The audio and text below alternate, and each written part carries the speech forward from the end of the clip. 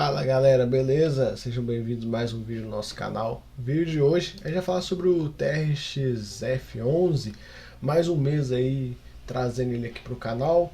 E nesse mês foi um mês bem tranquilo aí pro fundo, não aprontaram nada. Então vamos dar uma olhada lá, deixar minhas redes aí para vocês, meu Instagram, meu grupo do Telegram, para você que não entrou, link fica na descrição. E para você que não é inscrito no canal, se inscreva, isso ajuda a mostrar para o YouTube que o que eu venho fazendo aqui é relevante para você. Então vamos começar aqui e uma olhada nos dados gerais. Já falei desse fundo antes, né? Então a gente vê aqui os dados e tudo. Conforme já comentado, um fundo está aí passando dos seus 42 mil cotistas. Tem aí o patrimonial de 99,63, negociado na casa dos R$ 100, ele está bem perto do patrimonial dele. E nesse valor aí, ele paga nos 80 centavinhos, dá um yield até interessante, viu pessoal? Lembrando, tem não recorrente nesse rendimento dele. Ele começa alguns pontos aqui que ele traz. Esse de contratador de mercado, de formador de mercado da XP, né, contratado. Cara, pra mim isso foi um baita tiro no pé, uma besteira, um gasto desnecessário. O fundo tem 42 mil cotistas. Eles mesmos até falam no próprio comentário, eles falam, né, que o fundo tem uma liquidez razoavelmente boa, se não me engano é 1,3 milhões por dia. Mas aí eles falam que às vezes quando como esse fundo tem muito institucional dentro dele, às vezes um movimento maior e tal causa uma distorção, mas cara, não dá, né? Por mais que não é um gasto tão alto assim, é dinheiro que está saindo do bolso do cotista para o bolso da XP, né? E a XP é formador de mercado de uma penca de fundo. Os 80 centavos que eu falei dá um yield de quase 10% ao ano aí. Tá bom, tá ruim não. 48 imóveis, 3 estados, tem bastante coisa. Os valores médio de locação, o logístico está bem em linha do que a gente vê no resto do país. Né? A média no Brasil dá mais ou menos essa de R$ 20 o metro quadrado. E o varejo também está bem ok. Aí, ele começa um comentário sobre fixo, não vou passar por isso. Ele fala do pagamento, né, que foi anunciado no dia 31, data base desse fundo aí é dia 31, sempre no final do mês, né? E aí ele também coloca o ponto sobre o valor de mercado que eu comentei, né? Que ele fala, passou 42 mil cotistas, volume diário de aproximadamente 1,4 milhões aí de reais. Muito bom, né? E e aí ele coloca aqui a questão do TRXF, né, da questão da emissão que teve uma emissão da TRXB, que o TRXF participou integralmente. E ele coloca um ponto aqui que também, ó, o fundo possui grande base de cotistas representada aproximadamente 60% de pessoas físicas e 40% institucionais. E boa liquidez do mercado secundário. Então por que contrataram o tal do fundo de mercado? Aí ele coloca.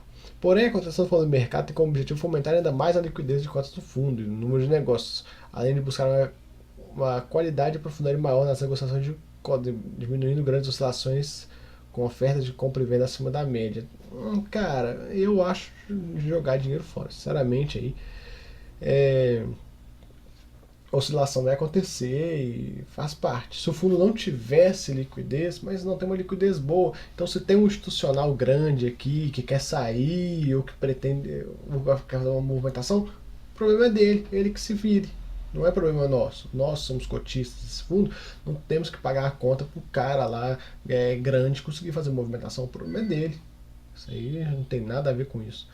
Então, é um ponto a se comentar. Ele coloca aqui que o contrato é de prazo determinado, mas pode ser rescindido por qualquer tempo, qualquer hora, não tem multa, não tem nada. Demonstração de resultados, o único ponto que eu quero comentar com vocês aqui é das despesas financeiras, que são a alavancagem do fundo, que é um valor bem vultoso aí em relação ao resultado do fundo como um todo, mas essa alavancagem foi muito bem feita, assim, então tá ok. O fundo pagou 76 centavinhos, né? Gerou 76 centavinhos e pagou 80, tem 51 centavos aí acumulado, que ele está com um não recorrente aí de uma venda que ele fez. Então temos que ficar de olho nesse ponto. Quem quiser entrar no fundo, não coloque o patamar de 80 centavos como algo recorrente. Pense num patamar aí um pouco mais baixo. os quebra de resultados, a gente viu que ele vinha pagando 70, 72, 77, aí a gente vê que está gerando aqui 76, né? Aí ele pagou 90 no final lá do semestre e agora vem pagando 80 aí. A cada mesinho 80 centavinhos, está parecendo que essa vai ser a recorrência aí, pelo menos para esse primeiro semestre. Interessante, né? Parte de rentabilidade de negociação e tal, já comentei bastante disso, questão da liquidez, né, que foi o grande ponto do relatório. A gente vê como ele está distribuído. Ele traz uma nota, às vezes, explicativa sobre os TRXB, que foi uma estrutura que ele fez para viabilizar a compra de uns imóveis, criou esse outro fundo. E é um fundo que, em teoria, tem um rendimento melhor que o TRXF, é mais voltado para institucional e tal. Basicamente isso. O fundo também tem participação nele e a ideia é que ele liquide essa posição aqui com o tempo. Eles já tiveram algumas polêmicas lá, que ele pagou tipo, 115 em cada cota desse fundo. Eu não me lembro exatamente os valores, mas já teve algumas polêmicas envolvendo essa recompra desse TRXB aqui, principalmente numa outra emissão que ele tinha colocado, recompra de cotas TRXB. E aí teve alguma polêmica em relação a valores e tal. Seguindo aqui, a gente consegue ver aí o grosso está em contratos atípicos. E ele tem dois. Esse é o fundo do grupo GPA, então você tem que entender isso. Ele tem 60% em açaí, 28% em pão de açúcar e é esse. Esse é o grosso do fundo. O restante do fundo é muito pequeno para falar o que é desse fundo mesmo, é o GPA. A gente poderia chamar ele até de GPA 11, né? Aqui um pouco da diversificação, né? Tem para todo lado. Um pouco aqui da questão, essa questão do aviso prévio é um ponto a se comentar, já deu problema nisso no passado, que esse fundo ele tem lá os contratos atípicos e tem contratos atípicos onde o vencimento não é o contrato remanescente, então tem esse de 20 meses, esse de 11 meses. Eu falo isso porque quando deu o rolo todo da Camil lá, se eu não me engano da Camil era 12 meses, eu não me lembro exatamente, mas era um prazo pequeno, e aí pô, mas era contrato atípico, como assim e tal, e criou um desconforto. Então agora eu vou fazer questão de falar isso todo mês para lembrar o pessoal que tem esses dois. Passada muito pequena, né? Seguindo, vencimento dos contratos, o grosso tá lá em 2035, cara, tá muito tranquilo, muito light esse fundo aí nessa questão. Reajuste. Um ponto a se comentar sobre o reajuste dele. Como ele é um fundo muito alavancado, o que acontece? Ele reajusta a receita para cima e no mesmo tempo ele reajusta a dívida para cima, porque a dívida dele é reajustada uma vez por ano, então ele tem esse problema. Tipo, a receita sobe, a dívida sobe, a receita sobe, a dívida sobe, e aí acaba que a gente não sente aquele aumento e tal dos dividendos, como deveria. Então, se você vê esse fundo aqui e fala, putz, eu não estou vendo a inflação no rendimento da RXF e tal, não vai ver. Não vai ver. Você pode ver até parte dela, tem um pequeno aumento e tal. Ou, por exemplo, o fundo paga 76 centavinhos. Em teoria, com esses contratos atípicos e tudo, era para subir aí 7 centavos, 10%. Daria algo próximo aí dos seus 85 centavos e tal. A gente não vai ver isso. Pode ser que a gente veja aumento assim, de 2, 3 centavos. Não dá para ver exatamente o valor. A gestão até poderia trazer para a gente aí algum ponto que esse fundo ele ganha, tem um spread entre o valor do cap rate e o valor da alavancagem. Então pode ser que ele ganhe nesse spreadzinho, mas é difícil precisar aqui para vocês quanto que vai ser esse ganho. Então ele coloca aqui um pouco da estrutura do TRXF, TRXB. A gente vê algumas lojas estão aqui, 31 imóveis que ele é diretamente proprietário, e no TRXB 17 imóveis que tem participação indireta, que foi uma estrutura que ele fez aí para rodar essa aquisição do GPA. E aí quem quiser entender, tem um relatório de maio, de agosto, onde ele fala um pouco da questão do TRXB. Falando um pouco das securitizações, é um fundo muito alavancado. Então, para você que não gosta de dívida, não é um fundo para você. Ele está 50% alavancado praticamente aí. É muita coisa. É bem puxada essa alavancagem. Então, a gente consegue ver o ativo 1,3 bi, o passivo de 653, dá aí um 47% de alavancagem.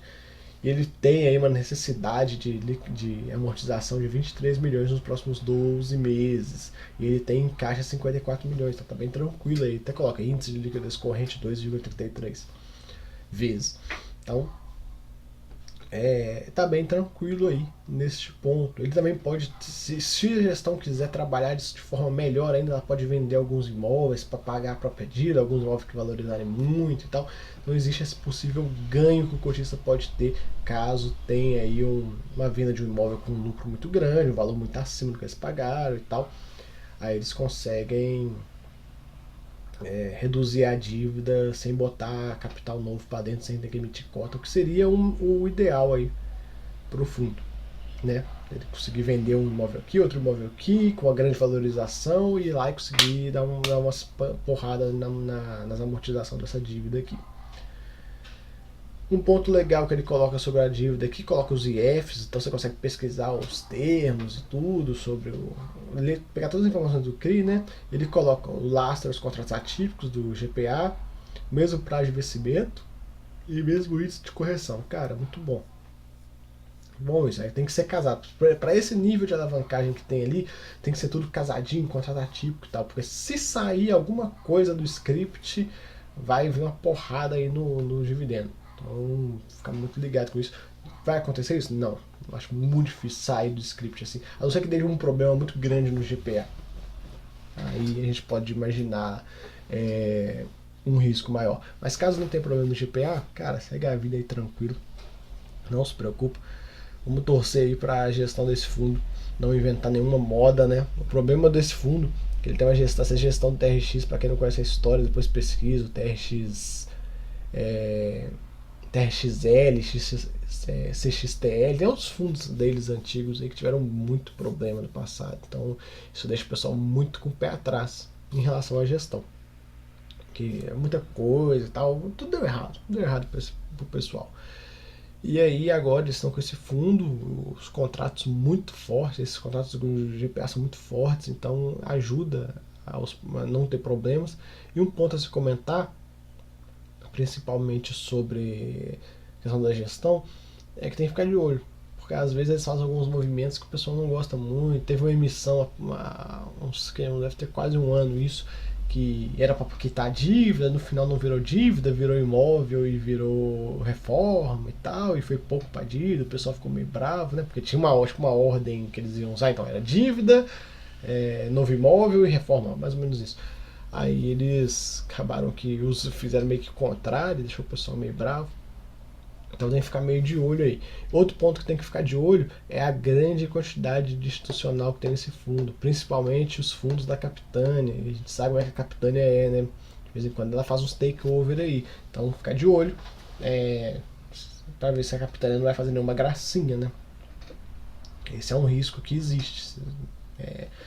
Pode ser que um dia a Capitânia chegue, quero pegar esse fundo aí, botar para dentro da Capitânia e eles têm uma posição gigantesca dentro desse fundo. Então, eles sozinhos conseguiriam praticamente aprovar uma mudança de gestão, algo assim. O que vai acontecer? Acho dificilmente, mas é um risco aí pra gente, pessoa física, que tem lá suas 10 cotas, 30 cotas, 50 cotas. Não tem como você fazer frente a um cara igual a Capitânia, tem quase metade do fundo. Então, tem que ficar ligado aí nesse ponto. Mas eu acho que não vai ter nenhum problema quanto a isso. Mas, como eu falei, é um risco que existe. A gente já viu a Capitânia aí fazendo alguns movimentos, né? Até em cima do Pátria e tal, com movimentos não muito legais. Então vamos ficar de olho. Então, galera, é isso que eu tenho para trazer sobre o TRXF. Não tem muita coisa, o mês bem tranquilo aí. Um fundo como esse, com esse nível de contrato e tudo, não é para acontecer nada. É para ser um mês após mês tranquilo. É só não inventar moda, é só não fazer nada fora do script que vai rodar tranquilo. E os cotistas vão ficar bem lights aí com esse fundo. Beleza? Então é isso, galera. Para você que cotiza desse fundo, tenha em mente que o melhor não é nada acontecer, é tudo ficar quieto, não faz emissão, não faz nada. Deixa os contratinhos lá quietinho do GPA. Se o GPA quiser botar alguma loja para dentro, entregar mais alguma coisa pro fundo, aí faz uma emissão. Eu acho válido, se tratando de GPA, quando não dá pra sair do perfil. Saiu do perfil, a Camil deu problema, então eu acho que os gestores têm que focar nesse fundo no GPA ou em algum locatário do mesmo perfil aí, com uma empresa grande do mesmo estilo varejista, faça um contrato forte, igual é esse do GPA. Esse contrato do GPA foi um golaço que eles fizeram, foi muito bom. Então é só manter aí do jeito que tá, que não vai ter problema. Fechou, galera? Então fica aí o vídeo, espero que vocês tenham gostado. Até a próxima. Fui!